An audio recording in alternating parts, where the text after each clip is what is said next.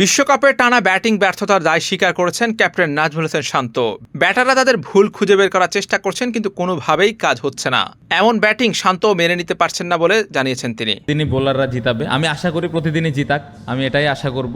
But ব্যাটসম্যানেরও দায়িত্ব আছে এবং কেন হচ্ছে না এটা সবাই চেষ্টা করছে বের করার, বাট কোনোভাবে হচ্ছে না এবং এটা অ্যাকসেপ্টেবল না। টু বি ভেরি অনেস্ট, আমার মনে হয় হ্যাঁ এই উইকেটে কত রানের উইকেট ছিল, অবশ্যই 140-50 রান করার মতো উইকেট হয়তো বা ছিল, যেটা আমরা করতে পারিনি। সো অবশ্যই এটা আমাদের জন্য অনেক চিন্তার একটা কারণ।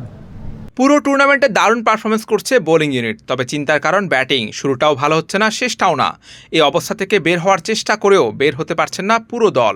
না, অবশ্যই চিন্তার কারণ এবং এভাবে ব্যাটিং করলে আমার মনে হয় না যে টিমের জন্য ভালো একটা দিক, কারণ স্টার্টটা খুব ইম্পর্টেন্ট। আমরা স্টার্টটাও পাচ্ছি না, শেষের ব্যাটসম্যানরাও এরকমভাবে ফিনিশ করতে পারছে না। সো অবশ্যই চিন্তার কারণ, বাট এখান থেকে আমাদেরকেই বের হয়ে আসতে হবে এবং কিভাবে বের হইতে হবে এটা নিয়ে অনেক প্ল্যান পরিকল্পনা সবসময়ই হয়, বাট স্টিল এই মিস্টেকটা বারবারই হচ্ছে।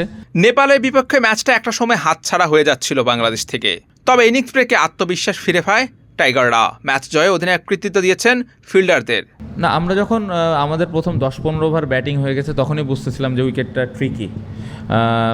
তারপরে যখন আমরা এই রানটা করেছি, আমরা প্রত্যেকটা প্লেয়ার বিশ্বাস করেছিল যে এই রান ডিফেন্ড করা সম্ভব। সত্যি কথা, জিতে গেছি তাই বলতেছি না, এটা যখন ব্রেকের সময় আমরা যখন সবাই একসাথে প্লেয়াররা কথা বলেছি, সবার মধ্যে বিশ্বাস ছিল যে এই ম্যাচটা আমরা এখান থেকে জিততে পারি।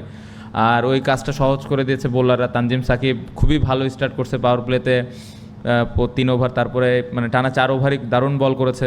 নেপাল স্পিন অ্যাটাকে বাংলাদেশকে ধসিয়ে দেয়, কিন্তু বিপরীতে বাংলাদেশ ব্যবহার করেন পেসারদের।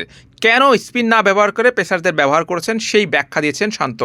না, উইকেটে যখন আমরা পেস বলে ওদের যে বোলারটা 2 ওভার না 3 ওভার বল করলো, 2 ওভার মনে হয় নতুন বলে বল করলো, তখনই সিম হচ্ছিল। তো তখন জানতাম যে উইকেটে সিম হবে। আর ওদের রিস্ট স্পিনার বেশি ছিল স্বাভাবিকভাবে, 2টা রিস্ট স্পিনার। আমাদের তো ফিঙ্গার স্পিনার একটা রিস্ট স্পিনার, সাথে রিয়াদ ভাই আছে। সো আমাদের যখন আমরা প্রথম ওভার দেখেছি বাইরে থেকে, তখনই আমাদের একটা ধারণা ছিল এই উইকেটে সিম হবে। আর আমাদের যে পেস অ্যাটাক আছে, যে কোনো উইকেটে আমরা নতুন বলে কিন্তু উইকেট নিচ্ছি বেশ লাস্ট আমার মনে হয় 1-1.5 বছর ধরে, বেশিই হবে হয়তো। সো ওই বিলিফটা থেকেই আমি স্টার্ট করেছিলাম এবং যেটা ওরা করে দেখাইছে। ম্যাচ জিতলেও ঝুঁকি নিতে হয়েছে বাংলাদেশকে, চ্যালেঞ্জ ছিল। এ প্রসঙ্গে টাইগার ক্যাপ্টেন বলেন, না, আমরা যে রান করেছি এ ধরনের ঝুঁকি নিতেই হতো আমাদের, তাছাড়া আমরা হয়তো খেলাটা এইভাবে জিততে পারতাম না, কারণ আমরা অনেক বেশি রান করি নাই। সো আমার টিমে যে বোলারটা সব থেকে ভালো বল করছে তার কাছ থেকে আমার আশা ছিল যে ও উইকেট নিয়ে দিবে, সাথে ডট বলও করবে। সো এটা পরিকল্পনা অনুযায়ী ছিল এবং যেটা তানজিম সাকিব এবং